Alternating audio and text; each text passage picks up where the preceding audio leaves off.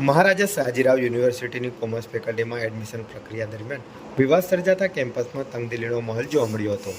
અખિલ ભારતીય વિદ્યાર્થી પરિષદ એબીવીપીના વિરોધ વચ્ચે થયેલા હોબાળા બાદ એડમિશન પ્રક્રિયા થોડા સમય માટે અટકાવવાની ફરજ પડી હતી.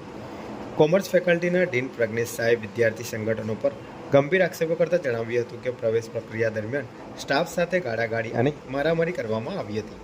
તેમણે એવો પણ દાવો કર્યો હતો કે હોબાળા દરમિયાન તેમને લાફો મારવામાં આવ્યો હતો.